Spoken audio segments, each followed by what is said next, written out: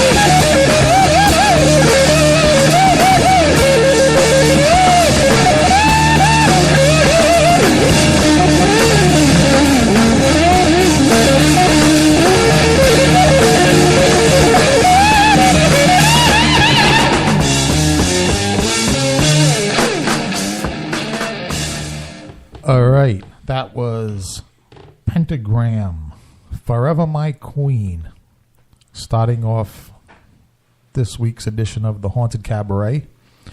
I'm your host, George Garner, and as Tony Jones likes to say, we have a full house.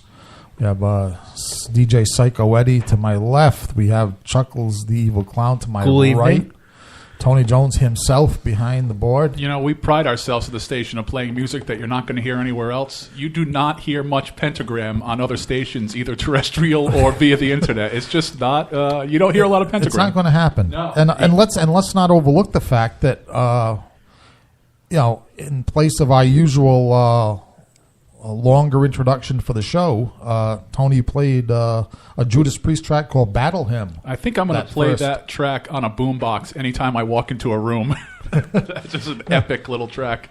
Yeah, well, yeah. How many seconds? What's that from? It's 56 seconds altogether. Yeah, I believe it's from. I'd have to check. Don't quote me on this, definitely, but I believe it's off Painkiller. So yeah, Yeah, it's a nice, vicious little track, which, again, you will not, I guarantee you won't hear that anywhere else on this planet. You're just not going, it's not going to happen. Now, kicking off this week's show. Now, I had a couple of, subjects in mind. Yep. One of them was California burning to the ground, which is the coolest thing I've seen in years. The other one was disparaging Kiss's End of the Road tour. As much as I like the band Kiss, this is going to be disparaged on this very show by me. But both of those subjects have been set aside temporarily because, well, this is actually, Chuckles, this is happening with unsettling regularity. And Ed, the loss of icons from our universe, I guess, from our little corner of the universe. Stan Lee has gone to join his creations in the him and Jack Kirby are in the alternate. Yep. In the alternate dimension. I would say Twilight Zone. I mean, it's Marvel Comics, but that's what comes to mind more or less. I mean, to say Stan Lee is dead or Jack Kirby's dead, it's now. And by the way, do I have to mention to anybody listening to this show who Stan Lee is? I hope not. I'm not going to. If you don't know who Stan Lee is, stop listening right now. But yeah, I mean, to say Stan Lee is dead, no. I mean, it's he might his mortal remains have left this but no. I mean, people are going to be entertained by his creations probably longer than just about anything else, except maybe for that takes some thinking. I mean, I think the Spider-Man, the Incredible Hulk, the Avengers, they're going to be with us longer. Maybe Shakespeare, because all the classical literary people fasten onto him like parasites. So maybe Shakespeare, maybe Lovecraft, possibly among his followers. As far as not many. I mean, really, I'm freewheeling this off the top of my head. I can't think of two. Maybe Walt Disney, right? Because he's got that ongoing empire. Yeah. Not him personally, but the company he started. Stanley Farn has exceeded anything Disney would have ever done. Granted, we don't have Stan Lee land, but the Marvel Cinematic Universe, as we know it now, is going to be cranking out movies until almost 2027, 2030.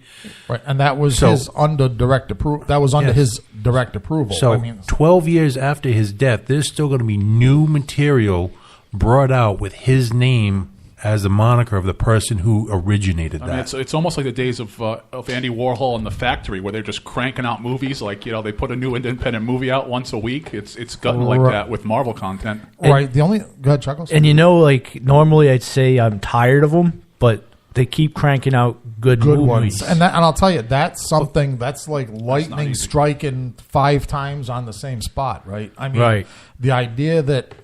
Well, and I mentioned Disney. As a matter of fact, it's Disney that owns the Marvel franchise now. Yes. Right. Okay, which is somewhat reassuring. It can be a bad thing, but in a way, it's reassuring too. Well, Disney, part of the agreement was it's more of a hands-off agreement. Right. The MCU has already been very well established. They're not going to meddle with the production. The only thing they are is the controlling corporation. Right. And how often do you get a setup like that? In other words, unlimited resources to bring these things to life, hands off by the parent corporation, and an incredibly talented bunch of producers, directors, writers that signed on to this thing, and they'll be bringing new blood in every so often into the indefinite future. See, we have the complete opposite here. We have talented people. I'm hands off. I let you guys do whatever you want, but we have zero resources. And we do a lot with them. Yeah, we do a lot with them, and if we really wanted to, I'm sure we could go find some resources. If we really needed to. I saw a guy standing out in front of the mall with a cardboard sign. Yeah, we'll recruit a few of those panhandlers. We'll bring them in here. They can give us a cut, and I'll let them. Well, Tony. Resources have been added to our little company here already. Tony, aren't you elected to some kind of office? That's very true. Yeah, actually, I start administering a $27 million budget tomorrow night. Talk about some on-the-job training. Right, which means that's like 6 more zeros than the budget over here.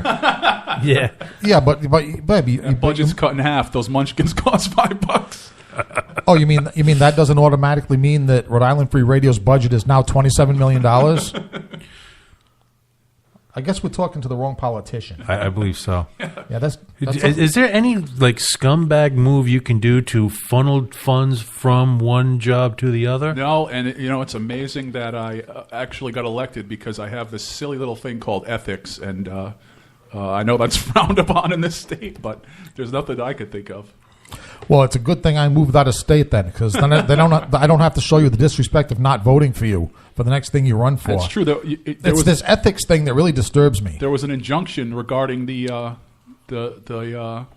governor's race in your state, right? Oh, was there? I haven't even been paying attention. Because I recently, a couple of years ago, I moved to Connecticut. I really don't care about Connecticut, because we live in the quiet corner of Connecticut, which is basically an annex to Rhode Island. It's Rhode Island light. Yeah, Rhode Island light, and kind of, I guess, Tea Party, Republican light. The smell of wood fire, smoke in the air, and it's not really Connecticut. You know what I'm saying? I think if our little niche had its way, we'd just kind of secede from Connecticut. It's Martha Stewart's Connecticut. I hate to put it in those terms, No. but. Yeah, since it's okay. You're in the same area as Martha Stewart. I'm not going to throw anyone under the bus. I'm not saying that you're going to be putting a doily out anytime soon. No. I'm just saying you're in the gentrified wooded area, which unfortunately also houses the felon known as Martha Stewart. I don't know how gentrified. Real are we? Because we're up 101, like right out of Rhode Island. That's I know the area you're in. Yeah, that's what you do. It's very quiet. There was actually a couple of mills out there that are, some are defunct, some aren't. It's kind of like the economical. Frito-Lay is out there. Yeah. Yeah, Frito's right nearby. Yeah. Yeah. And as you go more towards Hartford or whatever, that's where, or when you get more down towards New London, it gets more urban, more scummy. Yeah. Yeah. It's your state. You can say it all you want. I don't want to offend too many people. Well, let's say basically it becomes... the political state down there. Yeah. Yeah. But, so like I say, we know one elected politician, and he's not crooked. This is what it amounts to. So the one not crooked politician. Right. Now, that just means I think that means one of the other of us has to run for office too. Right, because we need to bring some money into this business. Well, if it helps any, one of the sponsors from my show gave me a bag of nips of vodka and rum and whatever. They're in the freezer right now, cooling down. All right, so we can drink those and then fantasize about being in positions of power. Exactly. That works for me. Chocolate, you have a smile on your face. No, He's been dipping into the nips, I think. I wish I was dipping into the nips. He has a smile on his face and a pointy hat on his head. Don't I always? No. I usually have a pointy hat with bells on my head. Yeah, the bells are missing, though. Yeah. Well, it's after October, so it's very well in season for Christmas. Oh, man, you had to say that bad word already. Well, we won't refer to it as Christmas during my show. We'll call it Yuletide. That's got a little more of a pagan flavor to it. I call it Halloween, too. Well, there's a lot of similarities with it. I mean, Christmas is also the season for ghost stories and candy. And candy. Right. You just can't go door to door asking for candy. No, basically you go to parties and office events and stuff and scrounge there. Right. Although if you can sing, you can go door to door asking for hot chocolate and call it Christmas caroling. Actually, if we stood outside somebody's house and sang, they'd probably spray the hot chocolate in our eyes. We could start the Cretan carolers. Writing that down. Our next project is off the ground as of this second. Yes. The Cretan Carolers. The first song will have to be something along the lines of the Yuletide Jazz Cabbage. Yeah. Yeah. During our next music break, this has to be written down. You guys cannot go to the holiday stuff. You guys start spinning holiday music. We're not. No. We're not drinking the Kool-Aid. No, we're not talking. We're not talking about walking. The Cretan Carolers will not be, singing Christmas music. We'll be singing. Thank God. We'll be standing outside people's Christmas party singing bathroom floor. I like that one. Yeah. So don't worry. No, we're Cold out here on the snow floor. not- cold out here in the snow, you whore. There you go. Yeah, our kind of Christmas carols. In the meantime, let's go back to the music for a second. Let's do some Goat Whore and End to Nothing here on the Haunted Cabaret on Rhode Island Free Radio. Bear the guilt of intimate defeat, only to realize it was the moment of unease.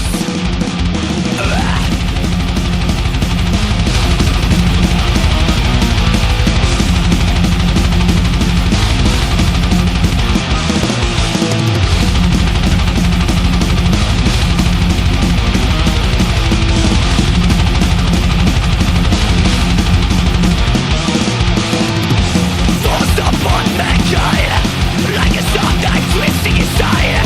Spill his blood of purity from a slavery ascending life. Transfixed on his task, revive the dead of final breath. Some that curse of madness, wake the rotted flesh of the dead.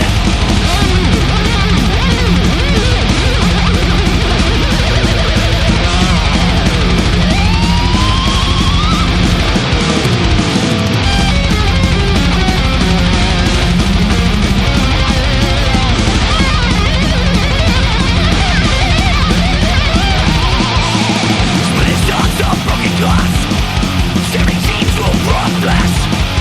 Raw fight only stuck complete. Rat soil of eternal sleep. Summon the phoenix from rest. Eating the ashes of death. Call upon the kings of flame. Let his mouth to resurrect. Inhabit the resupply for the decision of this heavy fate. Manifest this chaos of blood to restore the life of that reanimates. Bloody for these final days inside a melted mold of deadly rage. Another singing experimental state on kept in this undead state. Like a drop of blood in water, infecting the clarity of purpose.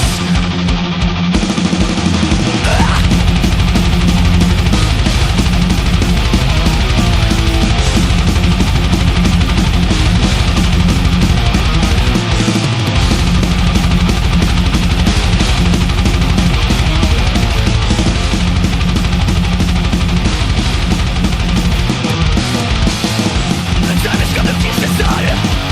This life of flame is born of blood. Die sending thoughts of an ending loss. Take the land of eternal rot. This pain will be forged under the knife of vigilance. All right, that was Goat Whore and End to Nothing. And, we were talking about Stan Lee and Marvel Comics, and there's definitely an end to nothing there, too. Because, we were talking under the music that even without ever creating, like Tony said, another new character, I mean, we have enough Marvel characters undeveloped in the film that, I can think of 4 or 5 just off the top of my head. Right? I'm sure we all can. Which ones are you thinking of? You would ask that. Yeah. Well, one, actually, I can do this. I was actually telling the absolute truth. One would be Captain Marvel. Not the Shazam Captain Marvel from DC, but Captain Marvel from the woman, Captain Marvel. They're doing it. That's going to be part of the next incarnation with Avengers 4. Yeah.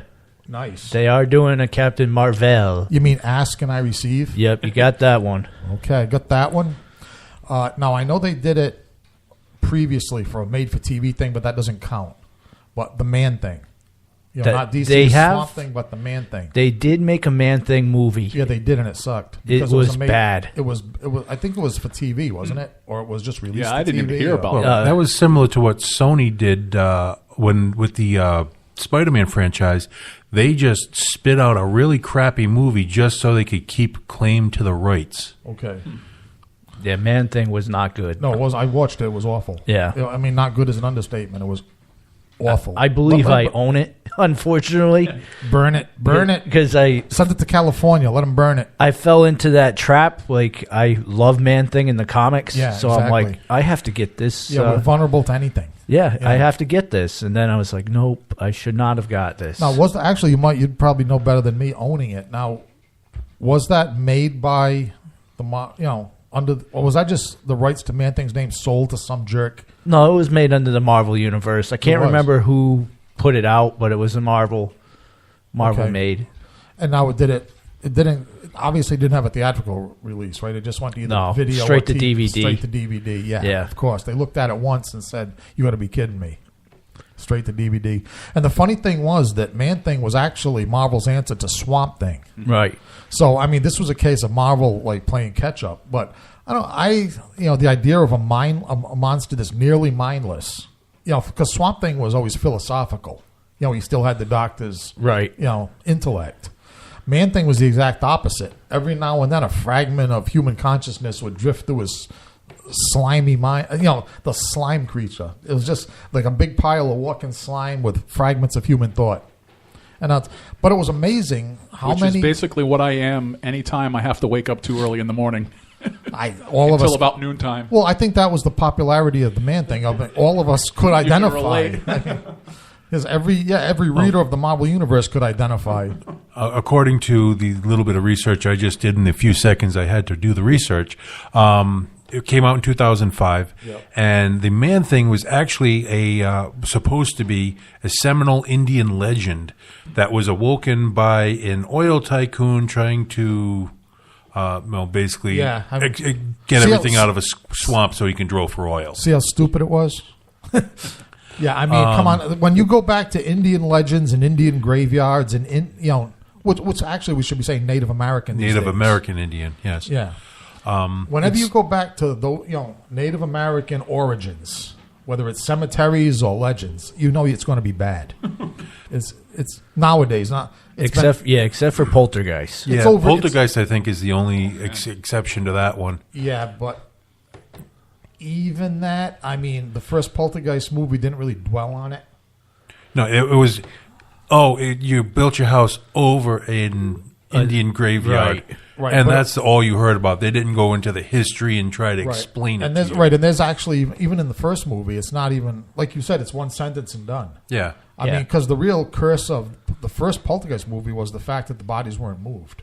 Yeah. Right. I mean, it was just. And then the second one got into the actual story behind Cain and the natives and all that. Right. So that was okay, but that was also back in 1985, 6. 2005. No, that was Poltergeist. Oh, Poltergeist. All right. Yeah, you know what I I'm don't saying? have that up yet. I'm saying that was the last time we saw Native American legends and cemeteries used to good effect. Was back in the 80s. Yeah, Right. for the most part. Right, yeah. so that's my point. It's not that it wasn't an originally good idea, but it's a cliche now. It's overused. Right. When you can't think of anything else, as an origin for your character or creature, that's what they come up with. And Man-Thing, the great thing was, though the bad thing was that they substituted that crap for the real origin story, which was Professor Salas experimenting with the serum. Right, but on the other hand, it was very similar to Swamp Thing. Maybe Very similar. very, Yeah. They were skating a thin line of infringement. Which granted, Marvel and DC were both guilty of Towards each other, yeah. every so often. There's so many characters in the Marvel DC world that are like direct niches from one another. Plastic Man, Mr. Fantastic. Yeah. Yeah. But in this case, but they managed to make Man-Thing, which started out as derivative. I mean, there was a lot of good stories. I mean, I have a small collection of comic books as we speak. Only big enough to fit into one little banker's box, one little storage box. That's all I've kept, like the best of the best, and 4 of those issues are Man-Thing. Nice. Yeah. But by the way, me and Chuckles know that's all that you kept because we bought all your other ones off of you at various cons throughout the years. Well, yeah. Well, Chuckles bought my Gamera action figures. Tony's bought the comics. I sold a whole box of. Well, I mean, they weren't bad issues, but they were worthless as far as collector's items to some guy in Central Falls for $20. So yeah. So basically, I slimmed down to the necessities. One of these days, maybe for a future show, I'll make that a subject of a show. is I'll just go into that box of comics, the keepers, and come up with my list. Like, George Garner's 10 or 20 best not comic titles, but issues. I mean, and I'll tell you, and you'd be surprised what's in there. I mean, it's not the obvious. There's a few Man-Things, that's kind of obvious. There's an issue of Superboy in there. It's like, who from 1972. Who would have thunk it? I have a few Man-Things deep in my closet, too. Yeah. I'm having flashbacks of a show at the gallery circa 7-8 years ago. I was thinking that lady no longer has a radio show here, but What brought you mean in terms of like slime things? Or? No, the actual term "man thing," or actually, the show is "man thingy." And I got in trouble for that. Chuckles got in trouble for calling I think it was a transvestite, a man thingy. Yeah, he was very sensitive about what I had said. Basically, you insulted a snowflake. Yeah, and he wanted me to be taken off the stage and never allowed back in the building again. See, isn't it amazing how the most sensitive people are the most hostile and judgmental toward others? And you know the funny thing is... How does he know that you weren't a snowflake that would melt as soon as he criticized you? I was waiting for the criticism back. Oh, no, you were. But it didn't happen. But even the owner, though, laughed at him and said, no, I'm not getting rid of him. You can go. Yeah, I mean, there's a point where... Yeah, no, tolerance of all people and things, but up to a point, except for the spiders that bit me when I was mowing the lawn last summer. There's war on the jumping spiders now in my house. And, other than that, tolerance. So we've slid away. We slid away from the Man-Thing. Yeah, so you on a carpet you got of two. slime. Oh, right. Oh, the top 5. Yeah, okay. So, and like I say, again, but you understand for obvious reasons, I consider Man-Thing not done yet. Okay. Okay. Let's see. Then the other would be Man-Wolf. If anyone remembers J. Jonah Jameson's cursed son. I do remember that. He's an astronaut, and he came back, and he turns into he's a werewolf, but but I mean, they already had a werewolf by night, so he wasn't a wolf man anymore. He's a man-wolf. Yeah. But I always thought that'd be a nice... That'd be a pretty cool movie. Either on his own or I mean, you could obviously it's Jonah Jameson's son, so you could spin that off from Spider-Man too. Let's see. Then you could have a couple of people from. No, I know Thor is obviously big time, but you could actually spin off a couple of the minor characters from Thor's mythology, from Thor's comic. Well, actually, no, I'd leave those out because I was thinking of the Warriors 3, but they're already. I mean, they're not major characters in the Thor movies, but they exist. Right. So yeah, okay. Red Sonja, and now I know that the She-Devil with a sword. Are you familiar with Red Sonja? Yeah, I'm familiar with Red Sonja. Yeah. Chainmail bikini and a sword, undefeatable in battle. And I know that Bridget Nielsen and Arnold Schwarzenegger made a movie called Red Sonja. What was that? It was a horrible, horrible movie. Yeah, I was wondering about the date, but there's no question about how horrible it was, and not in a good way. Believe me, Ed. I agree 1,000% with you. I'm trying to keep up with as you're talking, bringing stuff course, up, but Red Sonja, a fictional character, a sword and sorcery comic book heroine. Yep. Marvel Comics, but it's not given too much. Maybe they want to forget the movie too. Yeah. It's literally Google will not bring it up. That's how awful. That's that how movie awful was. it was. And so let's hear it for Google. That is one case where censorship is the thing. Yeah, I agree completely. One of the most awful movies ever made. It honestly was. But anyway, there's nothing wrong with the Marvel character Red Sonja. That needs to happen. Just like Man-Thing, I don't consider that made yet. That needs to happen. I mean, just the story alone. And I'm surprised that nobody's picked up on it now in this year of the woman. This the Me Too movement, because the original story of not in the god awful movie that doesn't exist, but the story of Red Sonja, as originated by Marvel Comics, was that her parents, she was wandering in the woods because her parents had been killed. She was a toddler, infant, toddler, I guess you'd say, wandering alone in the woods. She fell asleep under a sacred tree, and the goddess, or one of the goddesses, this is terrible, a moment of senility, but I think it was Duquetta, the death goddess, had a female goddess, yes, a female deity, saw her sleeping under the sacred tree, and she had pity on her. And so what she did is she gave her the strength to defeat any man in battle, because it was men that had raped and murdered her family. And she was given the strength to defeat any man in battle as long as she remained pure and virginal and didn't fall in love. When that moment came, she would lose her, invulnerability. So that's a great storyline. I mean, what I'm saying, for all kinds of reasons. Mm-hmm. And she milked it because basically she wore either a chainmail T-shirt or a chainmail bikini. So she would entice the guys, and then they'd come on to her and she'd slash them to bits. So, good stuff. Yeah, I like it. Yeah, I mean, we want Red Sonja the way she was meant to be. Let's see, how many is that? That's. Well, he said. We said Man-Thing, Man-Wolf. Man-Wolf and Red Sonja is 3. Red Sonja's 3. And while you're thinking of that, I said Marvel, but that's on. That's coming. That's underway. Supposedly, Red Sonja is getting a new movie. This was posted sometime last year. Oh, you found that awful movie? Yeah, I found the awful one too, which was done in 1985. Yeah. Okay, that was a bad year.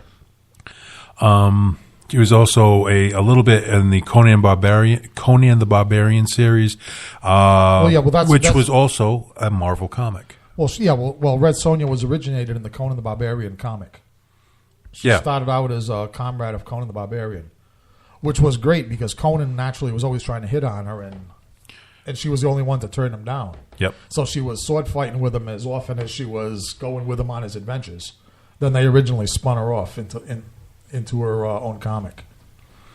Yep. Then Conan started showing up in her comic because she got really popular.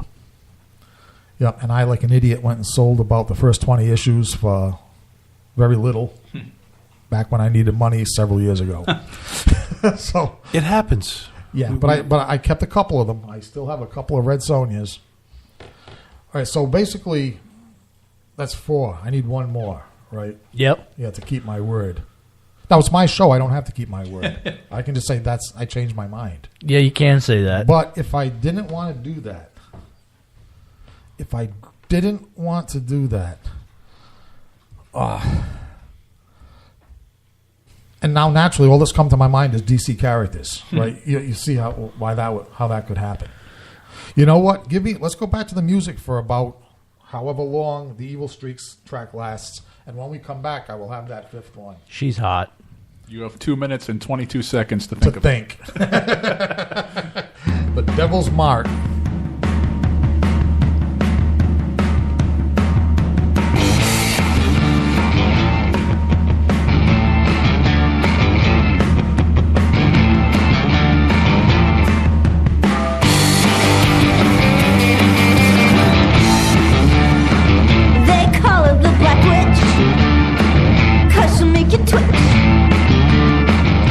She points her finger at you.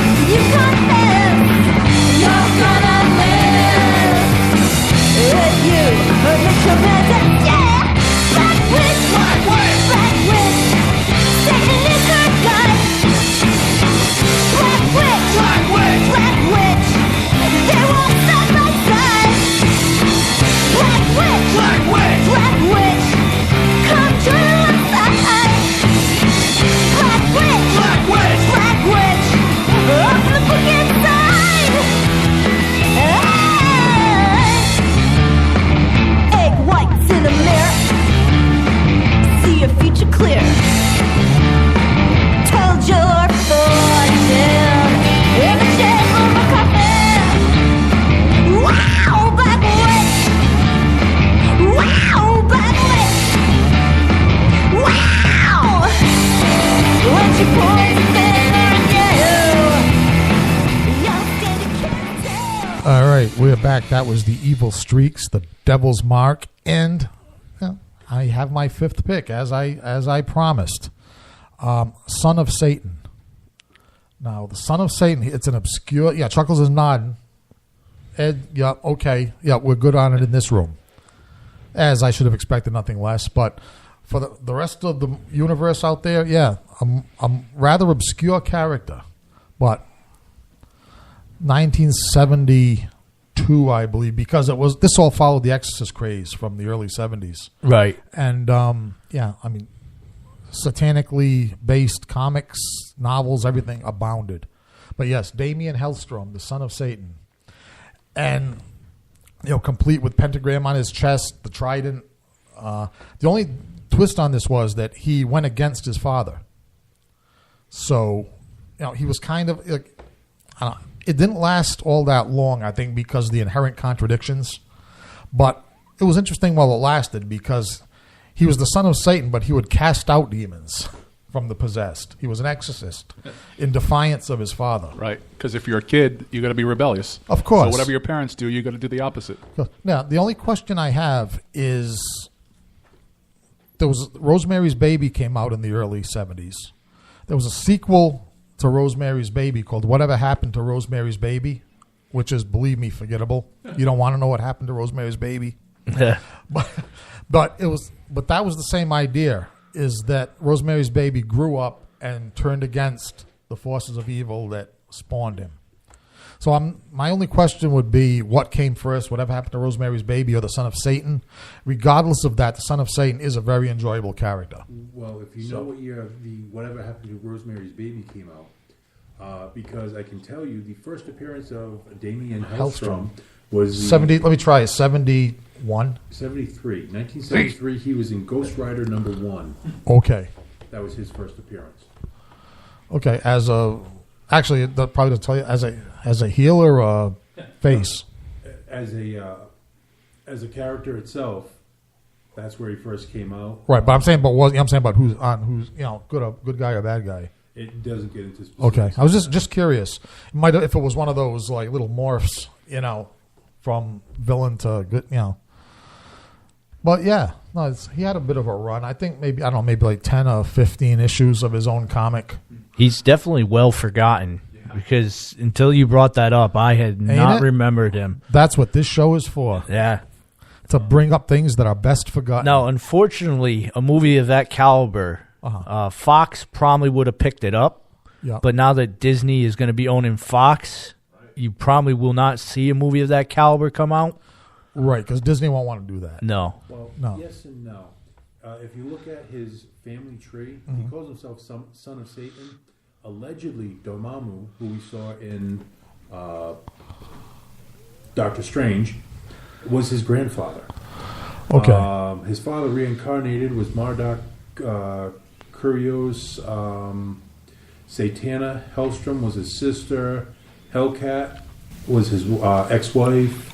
So there are a lot of names that have popped up throughout the Marvel Cinematic Universe that has not yet come out, but Right. some of it which actually has.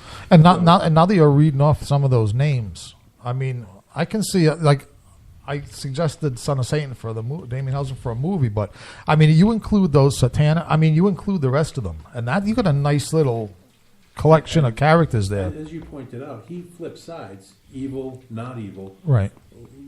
He was truly the Sybil of Marvel Universe because he was affiliated with Masters of Evil, formerly the DOA. Okay, he was. Okay, he was. But he was okay. also associated with the God Squad and the Midnight Suns.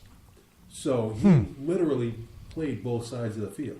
So he was Any good heel does. right. So was he an actual tweener, or did he? You know, what I'm saying, depending on where he is and what he's doing, I think he's he either was- good or evil, or he actually flipped. I think it's more the anti-hero, kind of like the Deadpool.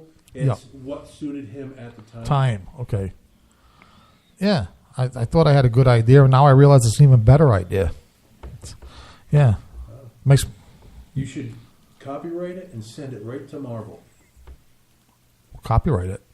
Well, copyright the idea of bringing this movie, or try to make some money off this, basically. Right. And I want at least 2 to 3%. Actually, if I think about Tony, would you say the time that we've spent doing the Haunted Cabaret and Rhode Island Free Radio, I think I've just off the top of my head tossed out maybe several ideas that would be money makers. And it's ideas regarding characters that are long on the shelf somewhere that they're not getting any value out of. Right. It's at 100% profit when they grab those characters off the shelf. Right. The only one that would not be off the shelf like that I came up with, and we all agreed that it would be a smash money maker, as they used to say, and I might as well repeat myself again because I'm actually not going to do it. Is Godzilla on the Planet of the Apes crossover? Yeah, that'd be cool. That would be cool. It'd be pretty funny. Godzilla would be getting hairballs. Well, I'm thinking, I don't know, where Godzilla? I'm thinking of the original 5 movie series, right, of the Planet of the Apes. Beneath the Planet of the Apes, remember there was the nuclear weapon underground? Right, I remember that. Yeah, I'm thinking of some kind of alternate history where, in that time period right there, after the astronauts have gone forward in time, and before they blow up the world with the nuclear missile in Beneath the Planet of the Apes, I think Godzilla would be wedged neatly in there somewhere. Yeah, it could be at some point, he went dormant and was reawoken at some point from the something that the astronauts did. Right, or for example, in Beneath the Planet of the Apes, when they set off that nuclear missile, it's supposed to be the Doomsday device, but because Godzilla's nearby, he soaks up a lot of the Doomsday radiation. And wakes up, and so the Earth actually survives because Godzilla absorbed a lot of that doomsday radiation. But because of all the radiation, all the apes lost their hair, and they were more human. And now they look like just a bunch of very ugly Democratic women. Could be. That Godzilla situation isn't unlike when I fart over here, and Eddie is between you guys and the fart, and he absorbs all that fart before it gets to you. I don't like that idea. And is that a warning? I'm leaving. You went to plug something in earlier, almost drew mud. I almost had a blowout. Yeah, okay. Yeah, let's go back to the music while we sort all this out. By which I mean to say, while this music plays, the rest of us are leaving. We are heading for the door temporarily. At least opening the window. As a precaution, kind of like when they spread that anthrax around and everybody fled temporarily. Just a precaution.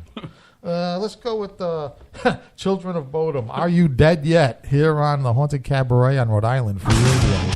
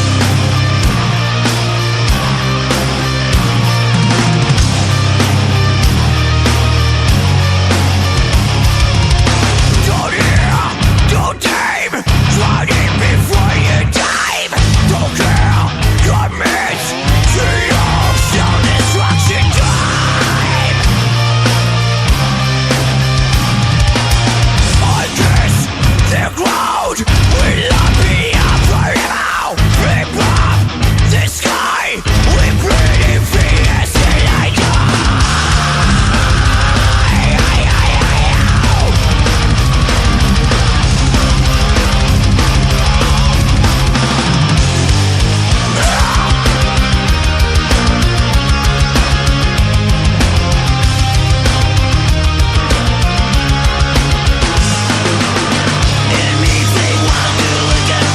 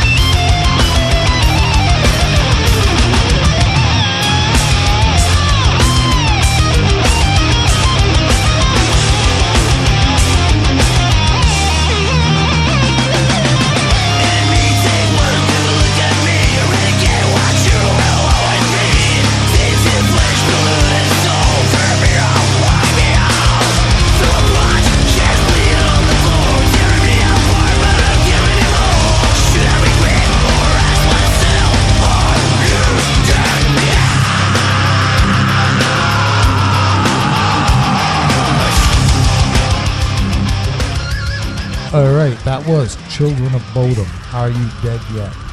I remember I first heard Children of Bodom up at the Worcester Palladium in Worcester, Massachusetts during Metal Fest up there. I think, if I remember correctly, they were on the same show as, so it was Children of Bodom, Lamb of God, and yeah, those are the two headliners. Good show. That Metal Fest is not a shadow of what it used to be. Is Worcester still the home of the New England metal scene like it used to be? I mean, there was one point where if you wanted to see a metal show, like you had to go to Worcester. Yeah, I want to say yes. I mean, because the Worcester Palladium, downtown Worcester, still hosts the majority of metal shows. The only thing, though, I'm wondering, it's kind of anemic. It seems like as soon as a band breaks any bigger than a couple of thousand seats, then they're gone. Right, yeah. And they can't even bring them back as headliners anymore now. That's different, because, like I say, Children of Bodom, and Lamb of God, Amon Amarth. I saw all those the first time at the Palladium. Now it's like they can't even get one of those bands as the headliners for the Metal Fest. So, I don't know. Maybe, I don't know if the promoter's falling down on... he's still in there. He still does the show every year. He still has the same number of bands, but it's getting... I don't know. It's just a feeling I have that it's more and more of the third stringers. Right. He's filling in the schedule with. Either he doesn't want to pay or he can't pay, or I don't know. It's just because of the size of the venue. Yeah, well, the Palladium, it's 3,000 seats. I mean, that's big enough, really. I mean, even for a band like, when Amon Amarth and Arch Enemy and stuff came around here to a couple of different venues. Whitechapel. Whitechapel came to FET in Providence, right? I mean, what's the big room? It was just a couple. Was it last week before? Yeah, I mean the big room in FET seats. How many was standing room? It's is how many? about 2,500. Yeah, so if you're using the mezzanine level, maybe a little bit more than that. Yeah, so and let's say like Whitechapel, Amon Amarth. All these, Children of Bodom. I mean, Devil Driver was there not that long ago. Yeah, too, I mean, none of these bands, they're highly regarded by the metal community, but none of them are, right, going to sell out anything more than a 3,000 seat arena. So I don't think that's what's wrong with the Palladium. I don't know. Maybe it could be the neighborhood too. You mean the metal bands don't want to go to a steaming shithole? Yeah. Sorry, did I put too fine of a point on that? You mean they're becoming Metallica-ized? Gentrified. Well, unfortunately, even if you go to the metal shows, you're going to run across the snowflakes and the people who don't want to experience the full metal scene like we did when we were growing up. Oh, you you mean when you came out of a metal show, if you had blood on you, was bonus, and if it was someone else's blood, that was like extra points or something. Or if you stank with sweat. Right. Somebody else, you stank with sweat, you had fallen into like spilled. Or you got stuck in a mosh pit and you like broke something. You were the cool guy at the next show with your arm in a sling and your head all bandaged up. Yeah. Right. So what you're saying is maybe some of the audience is lagging far as, in other words, they're not as extreme as they used to be. Well, see, now I'll acknowledge the fact that I was never one to jump in a mosh pit with the intentions of getting broken bones. No. No one ever goes, hey, let's go bust my femur today. Yeah, yes, they do. Well, all right. Nowadays, they do. There are one or two really far out there guys. Yeah, and as a matter of fact, Whitechapel, I remember from Whitechapel at Mayhem Fest, I mean, that was a mosh pit to be wary of. Oh, yeah. For even the athletic and physically fit. I actually got into the circle pit at Warped Tour 2017. Okay.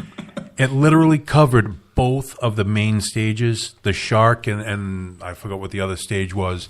But literally, if you had a wide-angle lens, you couldn't cover the two sound booths that were out in the audience.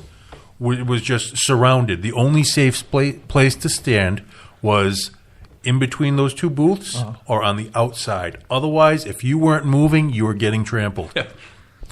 Yeah. The only time I had just indiscriminate violence that I was responsible for was at a Guar show, having a good time, jumping around, and what hit the back of my head can only be described as a loogie. So I just turned around and punched the first guy I saw because there was no way of identifying who spit on me. Right. So It was whoever random. The guy was closest. He was the one getting knocked out. It was random saliva. Yeah. Just like I attacked a person sitting in the row behind me when somebody threw up on our row. I don't think he did it, but he was next to whoever did. Yep. And because of that, he's going to go home looking like a Picasso painting. Well, what are you going to do? But no, it's a good mosh pit when there's things flying in the air that you can't quite identify anymore. For example, water bottles flying. Yep. Okay, those are the water bottles. There's T-shirts. Yep. Sneakers. It's when you don't know if there's still a foot in the sneaker that you say. Actually, I got to say the best thing I ever saw in a mosh pit was at a Dropkick Murphys show. They were playing at Club Hell. Yeah, it was Club Hell. And two guys were going at it, and when they're doing the some of them when they're moshing, their arms are flailing all around, Right. and they're just spinning and kicking and whatever. And this poor bastard just walked right into a flying fist. Walked into it. Walked into it. That's the worst. He was right on the edge, and he may or may not have been part of the pit, but he was after he made contact because this poor bastard's nose exploded down his face in like half a second, all the way down his shirt. And of course, he had on a light-colored shirt. Naturally. Was just blood. Well, right there that he wasn't intentionally part of the pit. No. And right there that he probably didn't belong at the show in the first place. But in true brotherhood of metalhead form, 15 minutes later, the two guys were at the bar. One of them was holding his nose so it would stop bleeding. He had a couple of tissues, and they were having a beer together. Just warms your heart. It's the brotherhood. Yeah. I'm just questioning the white shirt, though. I mean, obviously he had to be a No, novice. it wasn't a white shirt, but it was a light colored shirt. Like his girlfriend dressed him before they went out. Okay, that explains it. Yeah, okay. Yeah, because the color for a show like that is black, both by tradition course. and for staining purposes. Yeah. 90% of my wardrobe is black, but I do have, like, even tonight, I have a lighter colored shirt on. Right. I still one of the biggest mosh pits that I've ever been a part of was during Ozfest with Pantera, and then Slayer came on. I remember retreating to the back of the fence from the back in the day when there was no seats and the lawn there, and that whole back section when Slayer came on was the mosh pit. Yeah. But then you travel back or you go forward 8 years and they're playing at the DCU Center, and Slayer had no mosh pit going on. So when you mentioned Pantera at Ozfest, was that now Slayer was the headliner, obviously, right? Yep. Because Ozzy was the headliner. Yep. Ozzy, not Sabbath, but Ozzy was the headliner. Pantera was the next to a headliner band. Yep. Slayer was earlier in the day. Yeah. Right. So okay, because Slayer I was at that show, and Slayer actually. Well, what happened with Slayer is they screwed Slayer sound wise. I mean, they didn't give Slayer anywhere close, to premium sound. Because it was Slayer that was there. Was it Metal Church, possibly? Yeah. Motorhead, maybe? I don't remember if Motorhead was there. I don't think I ever seen Motorhead at Ozfest. But I remember that show, and I remember noticing that, some of the bands that I was there to see got really screwed on the sound. The sound didn't become what it was supposed to be until Pantera. That was also the year that Sharon Osbourne decided that she wanted to advertise or have appeal to a more modern audience.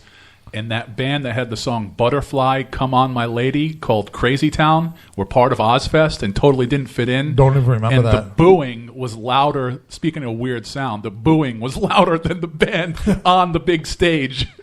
That's impressive. I know, was Powerman 5000 at one of those Ozfests? Yes. Yeah, they were. Yeah, that was another attempt to broaden the audience for Ozfest. Well, they put Primus at Ozfest one year, and that was another one of those, like, what? These guys don't belong here moments. True, except then Primus justified themselves after the fact by recording NIB with Ozzy. Okay. So, but it was after the fact. Right. Yeah. But no, the bands that that's definitely a case of bands that didn't belong there. And Power Man 5000, they didn't get that bad of a reception though. A lot of people sat on their hands, but nobody actually booed or threw things. I still say one of my favorite times at Ozfest, and Tony was there with me, and maybe you were there in the backstage somewhere, and I know I'm going to catch crap for this, but was catching Disturbed before they were actually a big name band. Yeah. We caught them on stage 2.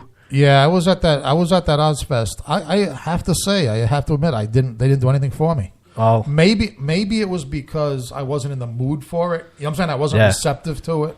That could be it. And then a couple years later, Disturbed's up on the headlining stage.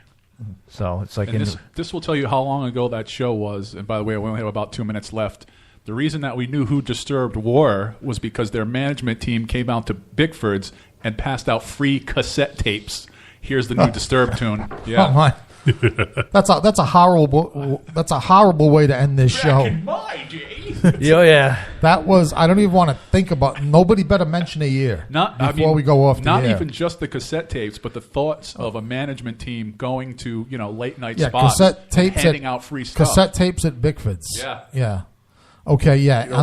Most people just vomited on the cassette tapes, but mine made it home. We can't leave the show on that note. We just can't. That's too nostalgic for my taste. It's not going to help what I'm looking at on the playlist here. Not the hell with it. I give up. All right, Tony, get us out. Iron Maiden, Run to the Hills. Closing out this issue of the Haunted Cabaret here on Rhode Island Free Radio, the Nostalgia Channel. Nighty night.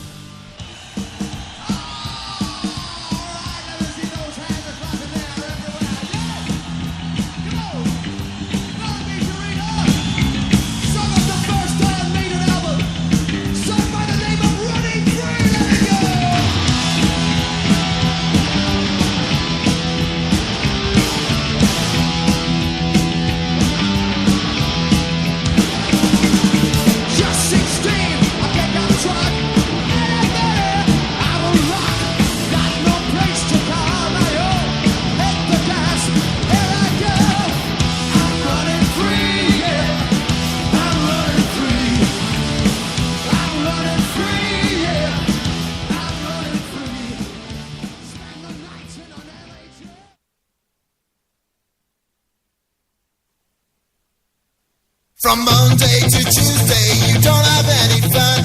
From Wednesday to Thursday, just gonna out for a run. Friday and Saturday, you're always getting drunk. And Sunday, you stay at home and never go to church.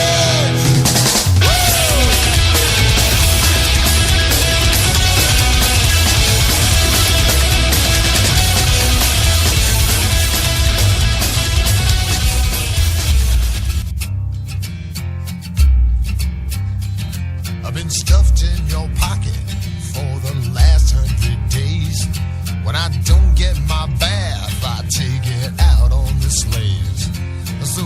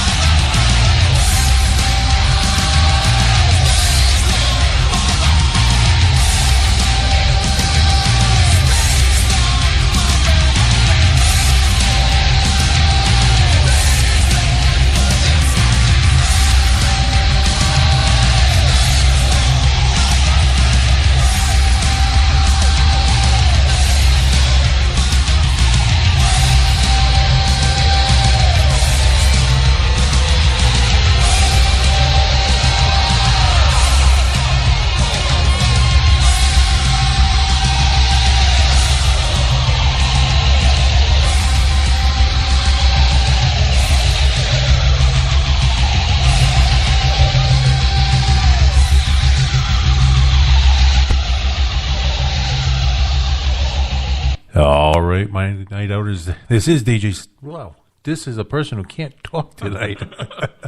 This is DJ Psycho-Eddie here, My Night Out Radio. To my right, yeah, my right, we have Mr. George Garner. To my left, we have Mr. Tony Jones. I'm still recovering from the last show that we just had. I mean, I don't know how we're going to be able to keep this energy up. Oh, we will definitely be able to keep the energy up, and I'm actually going to talk slow. But I did get one person complain that I talk too fast. Well, if I have that much information to get out in one day, I am going to talk quickly. But I am going to start off slowly, and I have some bad news for you. If you are just coming out from under a rock, you have not heard yet that Stan Lee has died at the age of 95. A good life. Yeah, very good Absolutely. life. I think you mentioned on your show once, George, that he literally went from one guy in an office at a drafting table to what comics and movies are today. I mean, he saw that whole cycle. And helped create it. Yeah. Yeah, he is the driving force for a lot of the names that we know now, like Spider-Man, X-Men, Thor, Iron Man, Black Panther, Fantastic Four, and so many others. Yeah, just keep going. Yeah, he died today. Today is the 12th. Yeah, the 12th of November. He died early this morning at Cedars-Sinai. His cause of death is unknown. Now, this is coming from one of my news sources, which is news.com.au. Yeah, I think in 95 we can just safely say old age. Yeah, I mean, chances are he was not on his way to Bike Week. Did not wreck his Harley.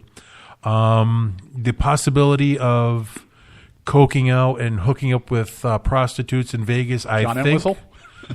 I think is gone. That possibility is gone because the last couple of times I saw him at Comic-Con and what have you, it looked like Weekend at Bernie's.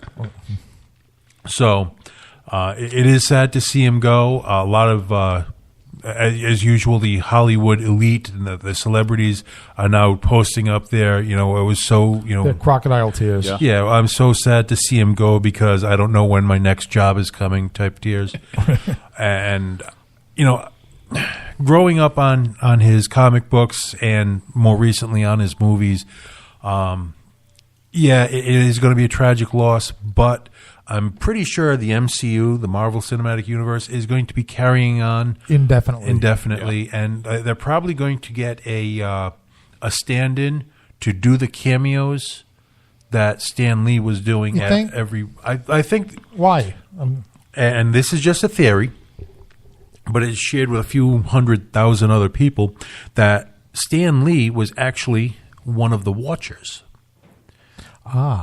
So he can't, he physically, Stan Lee, has passed away, but the person he was portraying as a Watcher doesn't die.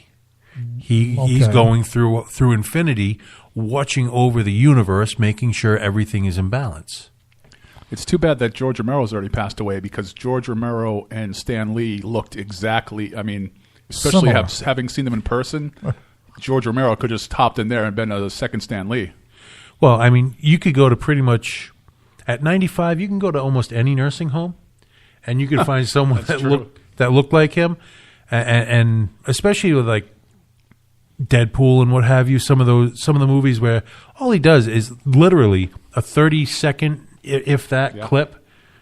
You can get just about anybody to do that. Actually, what you can do is you can just CGI him in. Oh, yeah. I mean, that's the simplest. I mean, if they can CGI a Hulk, Yeah. I'm pretty sure they can CGI a Stan Lee. yeah, I mean They got Disney money.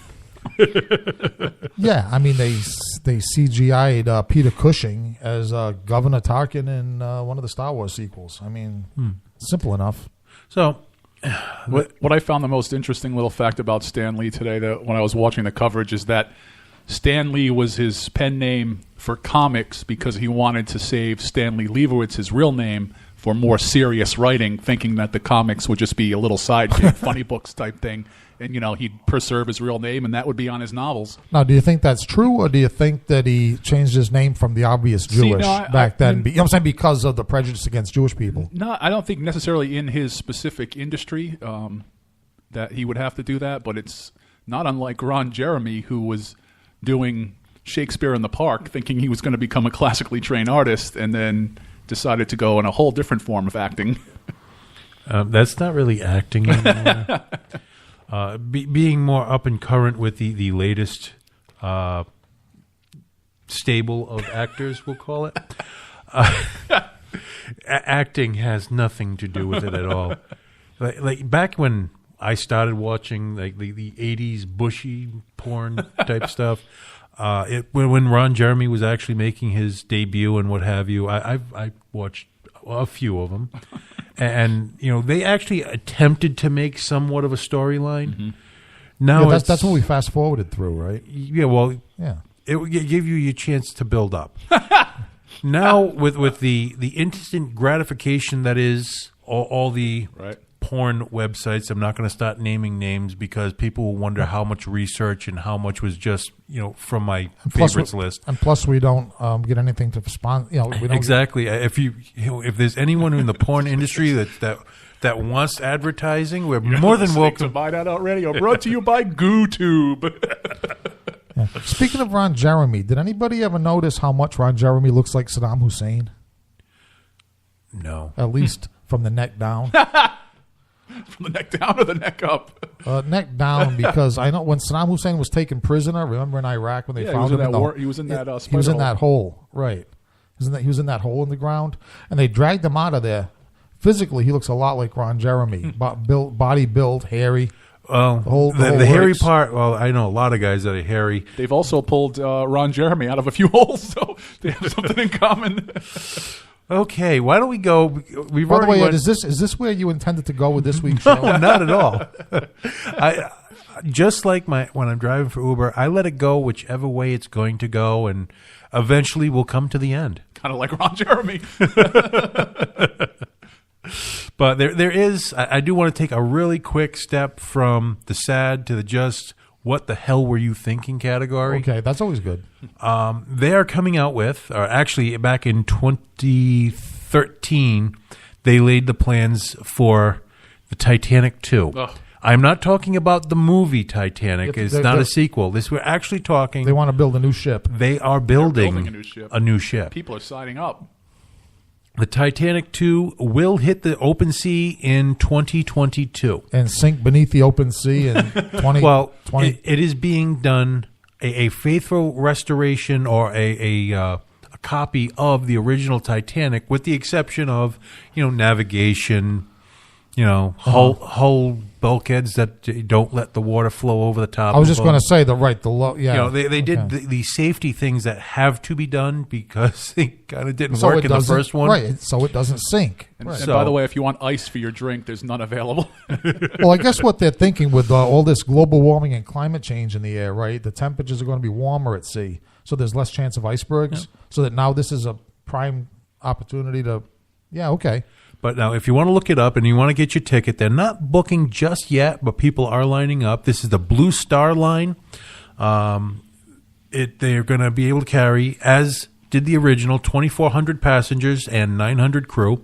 The public areas will be a almost identical recreation of the original ship, as it was when it sank April 12th, 1912. Now, George, next October, you'll have a seminal marriage anniversary coming up. I mean, I think this sounds like a good second honeymoon. Take Take the wife out on the... Three is Well, seminal. if you're getting on the Titanic, it is. You just want to get me on the Titanic. Now- But now look, let me just say this. Now, okay, it's going to have these up to the minute safety features. It's going to have all this technology. Yep. If you recall, the original Titanic had up to the minute Right. You're right. safety That time, features yeah. and all the latest technology, and it went down like a stone. Well, to add insult to injury, not only are they doing an identical replica of the boat, but it is going to take the exact same route. So they're just tempting fate on this. That's the only phrase that fits. It's I'm a- going to it's a- leave that. This is going to be one of those. I'm just going to put this on the table and walk away. Let everyone else figure out what they will. To me, it's well, Eddie, you're a regular cruiser. When you go on a cruise, do you insure your trip? Of course. This just seems like it could bankrupt any travel insurance company. I mean, people Or be they could jacking make up a- their rates. They can make a bundle Yeah, off of this absolutely. one. Because everyone that's going on there is going to be doubling down on get their me triple. insurance. And This isn't unlike because I'm a nerd. Since it started, I've been following the CERN particle accelerator, where they're trying to pretty much recreate the Big Bang, and it's like, why? Like, don't do it. Yeah, it's going to bang. Just don't do it. Well, if there is a possibility that nothing could happen, then again, it could absolutely rip the time-space continuum, and we'll all die. Yep. So anything that happens in between those two is kind of what they're hoping for. A little bit from column A, a little bit from column B. Yeah, and if it rips the space-time continuum, they prove their theory, right? Yeah. So they die happy. Yeah. The rest of us don't, but Well, we'll die either way. right. Just a little bit quicker than we were supposed to. Yeah, just like Ron Jeremy sucked into a black hole. Okay. You can't write the segue, but we're going to go out on a... I'm stammering over my words because I got to my get out of fault. this line of conversation. We're going to leave here with "For the Love of Sloan" is the name of the song. The performer is Flora. We'll be back in a minute.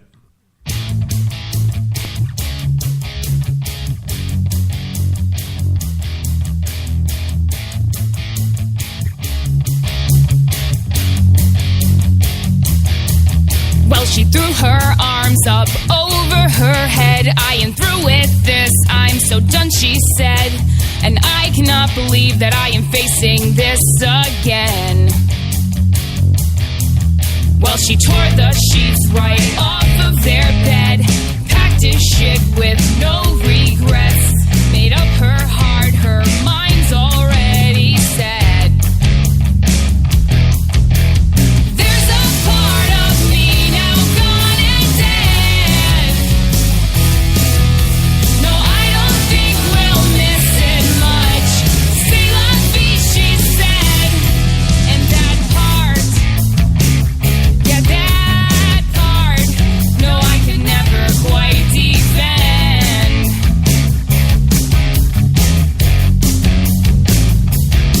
Well, she was looking in the mirror, thinking, where did I go? How could I forget what I swore to know? Today should be worth more to me than maybe tomorrow. Well, she wrestled with hope, not a minute or two, because hope was just a promise he could never make true. And as a promise to herself, she whispered, I'll get over you. There's a part of me now gone and dead. No, I don't think we'll miss it much. C'est la vie, she said. And that part, yeah, that part, no, I could never quite defend.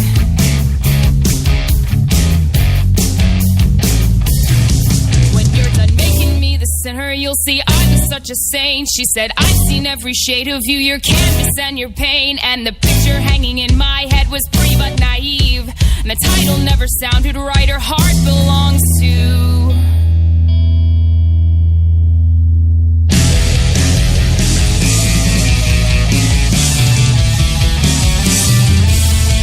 There's a part of me now gone and dead.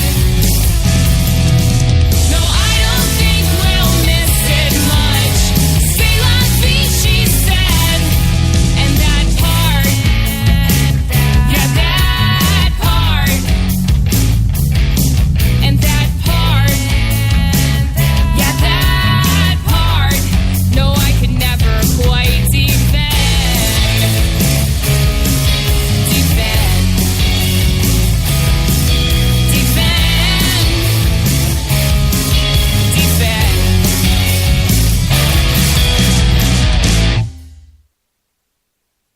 All right, my Night Outers. I kind of misspoke on that. That was the band's name is For the Love of Sloan. The name of the song was Flora. This is My Night Out Radio. This is DJ Psycho Eddie. We have Mr. George Garner. We have Mr. Tony Jones. And incidentally, some news that we can tell here, because there's probably nobody else in the world that knows it, but technically For the Love of Sloan is defunct. However, they've been getting together to record new music, so there's nowhere else you're going to hear that information except for if you know someone from that band. And you heard it here first. Right. Well, we're going to the part where right now I have George eating a few donut hole treats over here because Tiny donut hole treats at that. this is going to be the part where everyone hates me because I'm going to be talking about food for quite a bit because I threw myself hard on that culinary hand grenade that I do for you guys. I literally did not eat at home at all this weekend. Wow. Starting at Friday night. Friday night, went out with another couple, my wife and myself and another couple, and went to the Back 40, which is 20 South County Trail, North Kingston, Rhode Island. Really good food, excellent selection of microbrews, local beers, very good food, good atmosphere. It's a wide open space inside, very well appointed. They were smart enough to put the panels on the ceiling where it absorbs the sound, Right. so you don't have that nice, that real horrible echo going throughout the building. But that being said, And I think it's a particularly nice building when you take into consideration the fact that location sat empty and overgrown. I mean, literally overgrown with trees going through it for years. Oh, right? yeah. Your wife drives by it every day. I mean, Yeah, it she was does. empty for years. it was it was one of those places where the first person who fixed it up actually did Kitty Murtaugh's. Oh yeah. And I did they mine, put yeah. so much money into it, they really didn't have enough of a reserve to actually get on their feet. Yeah, which so when happens a lot. when they opened and then they closed not Yeah. too long afterwards, and there were a few other incarnations, and then the Back 40 took over, and they're doing quite well. Now, for the meal itself, we started off, of course, healthy eating because we're with with another couple. So we had the crispy Brussels sprouts with roasted red peppers, bacon, and honey and salt on them. Were very, very good. And we also had, sorry about that. We also had the buffalo cauliflower. A little bit of heat, not too bad. It's fried. Blue cheese crumble on top, dressing, scallion. It was really good. Then for the meals themselves, my wife had a salmon dish. I'm not really sure what it was because I didn't touch it. I believe it was the autumn salmon. Root vegetables, a little bit of shitties with it, pumpkin puree on the plate. What I had was unbelievable. There's no other way to put it. I had the lamb shank ossobuco, which is traditionally done with a veal shank or a beef shank. These munchkins are not. They're not going to cut it? Okay. Well, I'm not going to get into the red wine braised lamb shank with garlic, mashed potatoes, and dressed greens on the side. Nor will I tell you about the a couple of beers that I had. And then after that, we went to a place that I've been talking about almost weekly because I go there at least once, if not twice a week, which was... if you can see the face he's making right now, he hates me right now. I know why people pick up rifles and go berserk at this moment. But we went to Beer on Earth, which a little brewery right in North Kingston. My favorite beer right now, Smoke and Mirrors. Very smoky flavor to it. It actually has hints of like almost a bacon flavor to it. Not that really extra salty, greasy flavor, but that pure smoky goodness is the only way I can put it. Now, that was Friday night. Sounds like you spent a lot of money in North Kingston over the weekend. I want to thank you for stimulating the local economy. I appreciate that. Well, then I actually went to West Warwick on Saturday night. I was supposed to drive Friday night. I went out with another couple. Saturday night, I was going to drive, and then my wife said, "Hey, let's go out to eat." So I didn't work. We went to Masala, which is an Indian restaurant I was talking about last week, as a matter of fact. I finally figured out where it is now. Yeah, So. 35 Quaker Lane, West Warwick. If you can find the courthouse, it's right down the street And from there. And if you can find the Pizza Hut buffet that I have put a hurtin' on once or twice in my time. Well, right across the street from that Pizza Hut buffet, they do a phenomenal job. Now, last time I went there, we got the buffet, which everything was really good on. But there were a few things that I really wanted to try that were on the menu that weren't on the buffet, so that's what we went to now. My wife got the chicken tikka masala, which it's a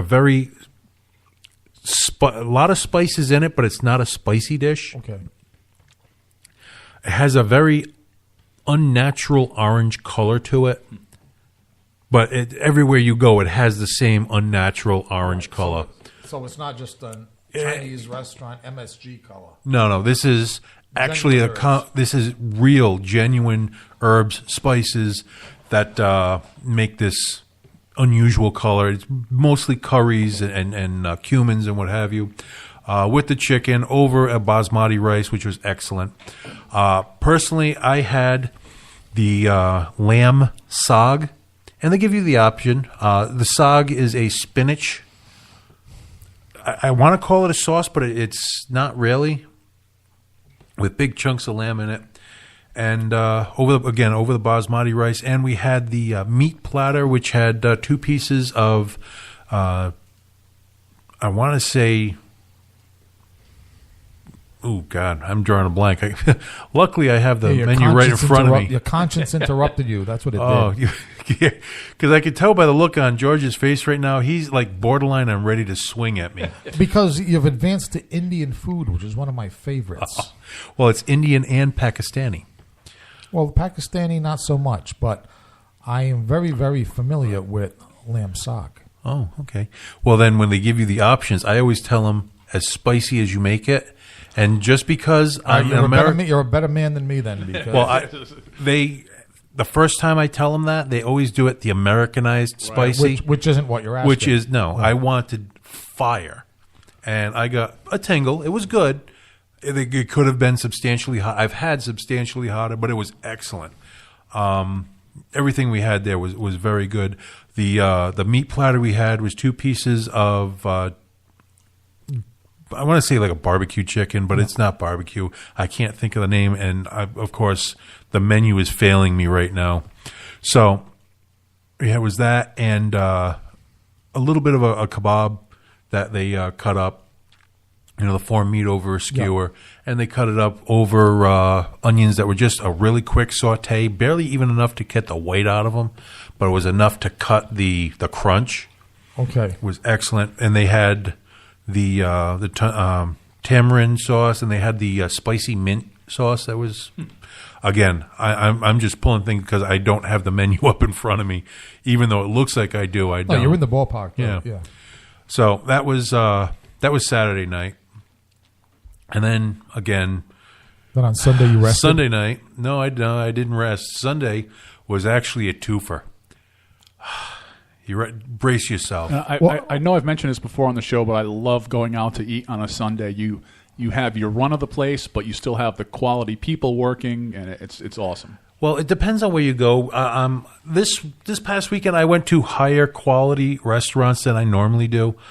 Well, more or less. Well, you just wanted to rub it in on that person that was complaining about or leaving about not going to McDonald's on a regular basis. Right. Yeah. No, well, for breakfast, went with actually, I'm going to call him one of the sponsors of my radio show because he kind of foots the bill when we go out for dinner. We went out for brunch. Is this the man that you split a dessert with? We're trying to forget that, Tony. Let's move on. We're not being judgmental here, Tony. We're not. It doesn't make just because I split dessert with a guy does not mean anything else happened. Listen, this is an equal opportunity radio station. Anyways, we went to the Waterman Grill. I've been, it's not a place that I go to frequently, but it's a place I love to go to. Now, I'm going to start off by saying, George, you're going to hate me again. Not probably as much as I did during the Indian food segment. Okay. Well, we'll start off with, they give you the option, which blows my mind sometimes, but you come to expect it at some of the places I go to, where do you want tap water, still water, or sparkling water? Okay. So, of course, we had still water from the bottle. It comes with, lemons. It's water. It's not pinky out fancy, but they give you a fancy glass because it's coming out of a bottle. It doesn't really make a difference, but it just, he's paying the bill. So, right. Whatever it is. I'll tell you, tap water, just to interject, tap water can vary greatly. Depending on where, well, just being on the east side of Providence, I know Providence's water is highly chlorinated. Right. And if you don't think your water is chlorinated, by the way, get an empty water bottle, fill it with tap water, just leave a little bit of headspace, let it sit overnight, open the cap, and take a whiff. If you can't smell chlorine, you either have your own well, or you open it up and it smells like the pool at the YMCA. Yeah, that's usually what you get. It's funny that tap water, I mean, it can vary from building to building too. Like in this very neighborhood, if you drink someone's residential tap water, it's not bad. But if you drink the tap water out of this old mill, like you're going to be chewing your water. Well, they probably still have lead pipes in the ground. We are on a still. Superfund site, so. Anyways, getting back to the Waterman Grill, I had actually start off with my wife. My wife had shakshuka, which is kind of a stew of tomatoes, peppers, onions, a lot of spices. It's a little bit spicy, not over the top, with 2 poached eggs. And by the way, I have never had a poached egg here that was not done perfectly. Okay. Personally, I had the crab cakes Benedict, and they, again, perfectly poached eggs. The crab cakes were grilled, not deep fried. And on the side, it's a salad, a little bit of like a microgreen salad with a lemon vinaigrette. But you can tell the oil is the part that was infused with the lemon, because it's really got a very bright flavor and it's not muted out like what would happen if you do the lemon flavored vinegar. So that was for breakfast, and then we putzed around. We did a few errands. We wherever we went, we actually we had a good time. Again, we spent the entire day with my sponsor, we'll call him. Right. And I was with my wife too, Tony. Sounds like Alcoholics Anonymous sponsor. Well, no, we'll call it Fat Bastards Anonymous, because every time I'm with him, we end up eating unbelievable meals. But every time we go to the Waterman Grill, it's always excellent. And as luck would have it, or as fate would have it, my sponsor just had gastric bypass. Why? Because he was bigger than me. Okay, so he doesn't want to be your sponsor for much longer, is what he's telling you. No. He's already had the bypass. He's still going out to eat, still orders what he would order before. He just eats a little bit of it. I was just right, because it's not possible for him to eat as much as he. Yeah. That's the whole idea. Right? He still eats the same item. very well. Right. He just doesn't eat as much. Right. But the same thing. Yeah. Right. Okay. So, and again, he got like a vegetable omelet because he's literally weeks after surgery. Mm-hmm. So this is actually, he's been going out regularly, and he gives me, he tells me where he goes. He asks me for advice to go to different places, what to get. And, we go vice versa. He gives me, hey, why don't you try this place out? And it works out well. So I got one more place, but I could tell by the glazed over look. No, that was okay. I right. was okay with that one. But we're going to take a little bit of a break. When we come back, I'll tell you about the last stop we made, which was actually kind of basic compared to all the other places I went. A few other recommendations, and who knows? We're going to leave here with a little bit of Kilgore. The name of this one is Smudged. We'll be back in a bit. It's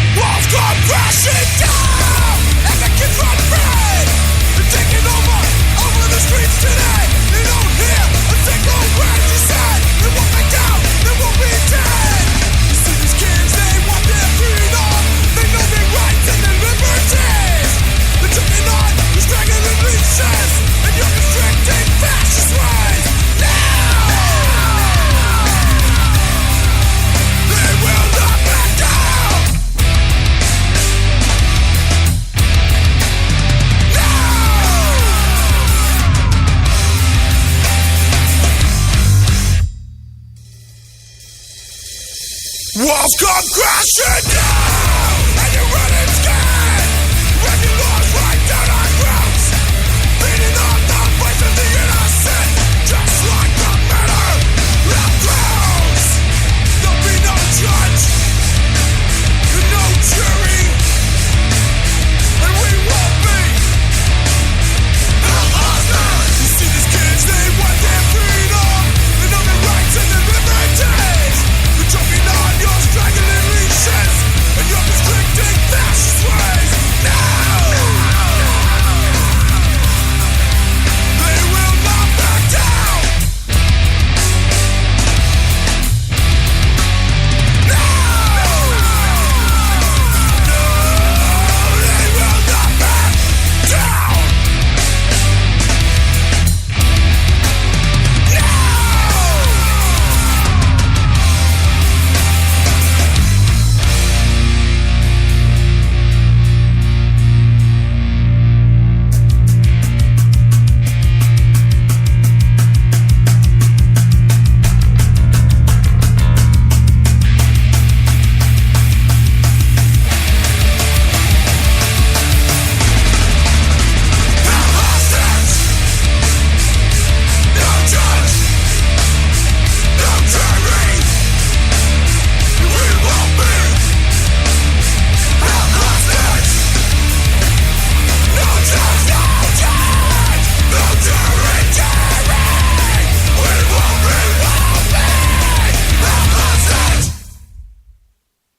All right, my Natters, that was Held Hostage.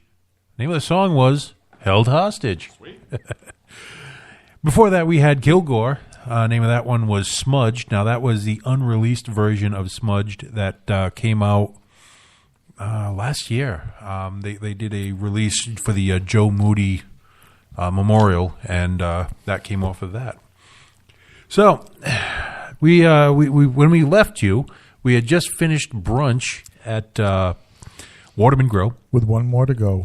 Actually, we got a couple more to go. You said one. Well, I got one more, but I'm going to bring up another one because, hell, it's my show and I can do whatever the hell I want. The place we went to was called the Haversham. This is where we went for dinner last night. Now, the Haversham, I went there for a wedding not that long ago. So I first experienced their buffet before I actually sat down and had a sit-down meal there. The buffet there was very good. They being a wedding, they had the prime rib, they had the chicken, they had like 4 or 5 different vegetables, they had a pasta bar, everything, and I mean everything, was excellent. The beef was cooked perfectly, the chicken was sauteed. I'm looking at your screen right now. Yep. And I just want to bite the screen. With the asparagus and the risotto under the pork chop right there? Yes. Yeah. Damn you. Now, oddly enough, last night when we went there, again, I was with my my friend there, and we ended up doing burgers. That's unusual. I've been eating so well all weekend long. I had to go By contrast, lowbrow. right? I had to go do something lowbrow because it is. The Havisham has a very good pub, very good bar there. I can tell you how many martinis I drink. Dirty martinis. Okay. I could tell you exactly how many could make it. So I'm asking about someone's husband who's never been married. That's how good those buddy. One more, and you'll be asking about someone's husband that's dead. No, I did that before, but no, the Havisham, the bar, phenomenal. The dirty martinis are very dirty, borderline on slutty. We'll call them slutty martinis. That's how good they are. But the burger there, I have to say, I was thoroughly impressed because, I've been to a lot of burger places. I've been to places where they do the Kobe beef and all the fancy stuff. And this was a basic utilitarian half-pound burger, which kind of sounds contradictory, but just very simply, piece of Swiss cheese, a couple of mushrooms, lettuce, tomato, a little bit of ketchup, done. On the side, I had the house-made chips versus fries. Just as much potato, only thin, and crunchy, Right. and they were very crunchy, seasoned very well, not greasy at all. A lot of places that do the house-made chips either undercook them and they're not crispy, or they cook them at too low of a temperature and they just keep all that grease on them and Yes. leaves Yeah. the Exxon Valdez I've on had your places plate. where there's like eating discs of grease. Yeah, You we have. can't even We have all taste the experienced potato, this. yeah. Yeah. So, but they had excellent chips. I also had a chance to try the sweet potato fries because my wife was sitting next to me, and well, you look away, it's fair game. Look over there. Hey, what's that over there, hon? Now, is the Haversham named after Miss Havisham from Charles Dickens' Great Expectations, or am I just too much of a nerd? Wow. Did you ever get beat up at Comic-Con? Throwing stuff like that, you could probably get beat up at Comic-Con. I'm not going to lie to you. The only person to leave Comic-Con with a wedgie. But yeah, the Havisham, very nice place. Their function hall is absolutely beautiful. It's all natural wood, stained. It's a little bit on the dark side, and they keep the lights, the mood set very well. When you get into the tavern side where I ate yesterday, it's a lot brighter.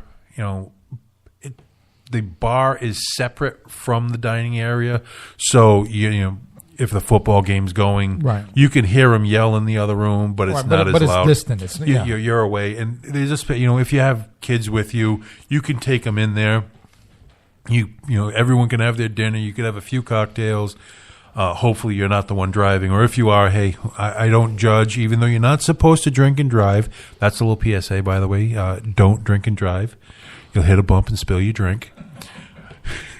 Actually, I think this might call for the everything we say is for entertainment purposes only on that one too.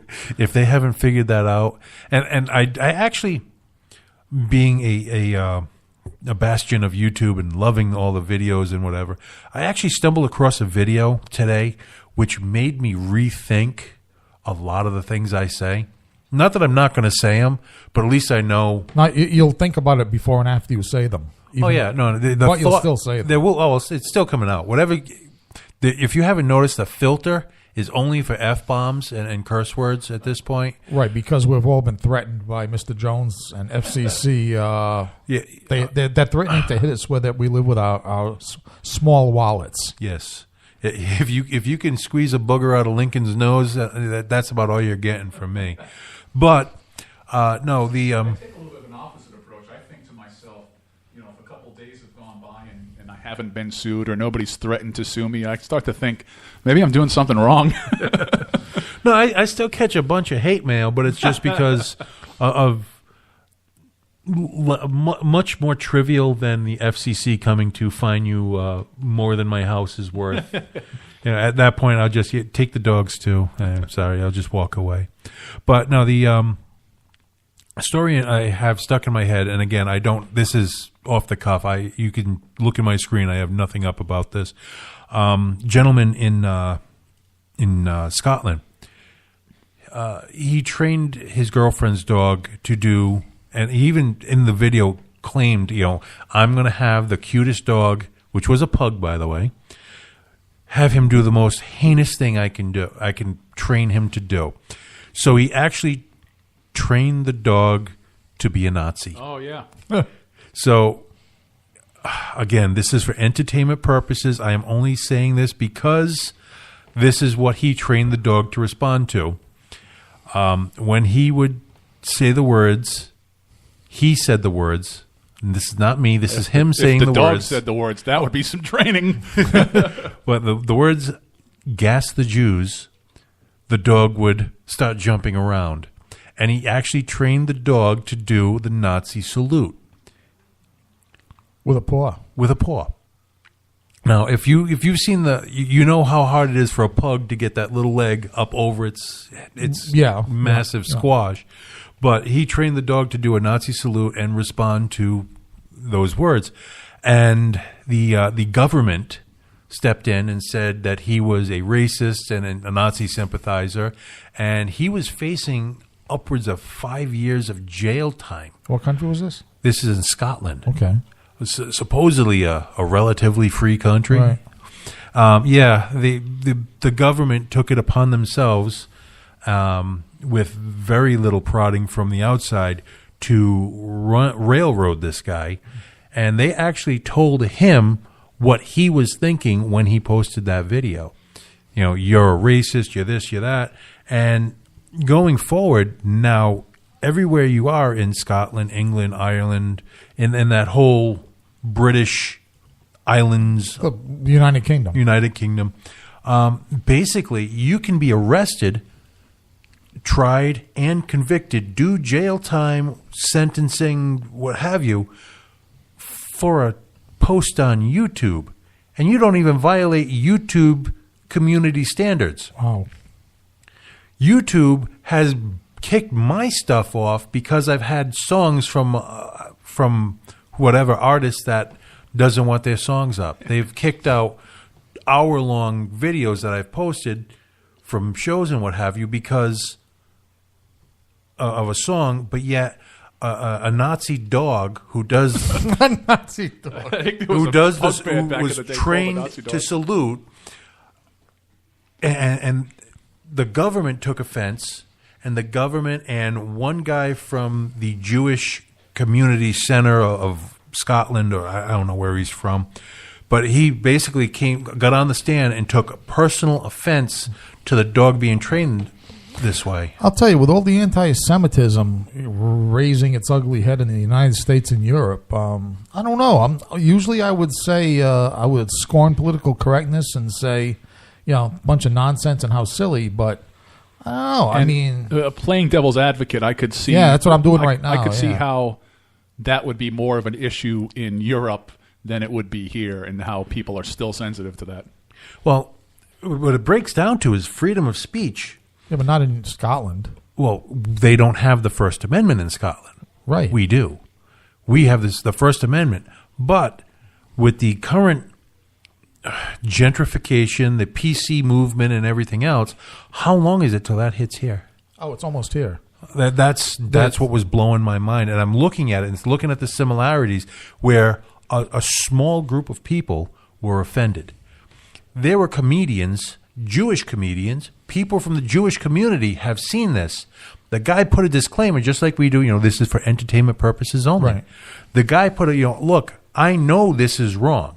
I do not feel this way, but I just want to show my girlfriend that I could train this cute little dog to be the most evil thing on the planet.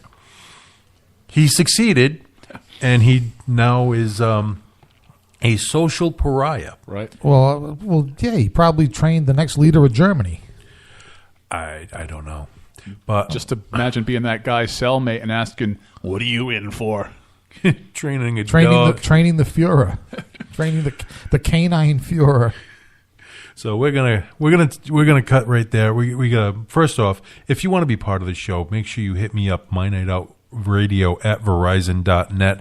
If you want to advertise something, if you want to promote something, if you want to sponsor us, that would be great too. I think it's most important to mention, if you want to take any of us out for dinner, to contact DJ Psycho Eddie. Also, don't forget, mynightoutri.com is the website for all your upcoming events.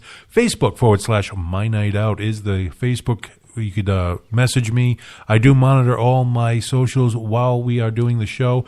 Twitter and Instagram, look me up, DJ Psycho Eddie. If you want, we're on, iTunes, Spreaker, what else? iHeartRadio, Stitcher, pretty much any place to let me submit podcasts for the bubble. If they want money, not so much. So if you're cheap and like podcasts, we're probably on whatever platform you're already listening to. Now, speaking of my cheapness compared to other people's cheapness, there's platforms out there that will just take a podcast and add it to their platform. So you may be able to find this podcast on a platform that we haven't submitted to, but they're so cheap they want free content, and they'll just scoop us up. In all honesty, I would have given it to him anyways. Great time to be alive. So we're going to take a little break here. We're going to go out with Mal's Totem. The name of this one is Gargantuan. We'll be back in a bit.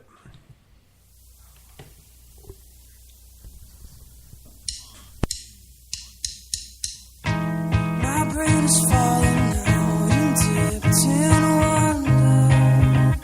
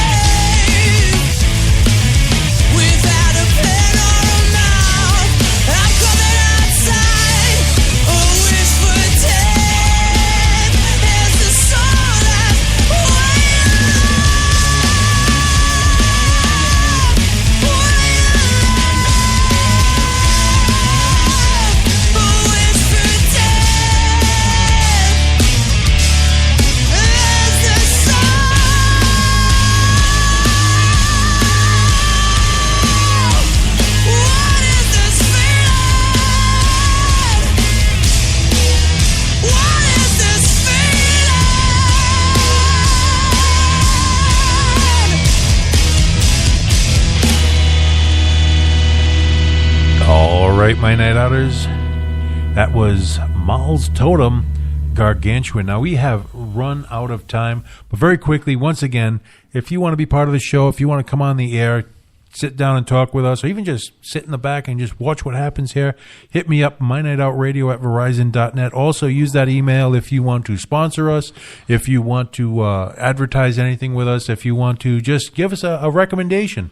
mynightoutradio@verizon.net. MyNightOutRI is our website for all your upcoming events. Facebook /MyNightOut. Twitter and Instagram, I am DJ Psycho Eddie. That hour flew by. It did. Yeah, and by the way, mention that this invitation does not apply to the Nazi dog. Hey, if he wants to pay the bill, Oh, well, that's different. Well, I mean, if he's picking up the tab, yeah. he's famous now. But we are absolutely out of time now. We're going to leave here with the Hellbillies. The name of this one is Bucket of Blood. Have a good night, everybody.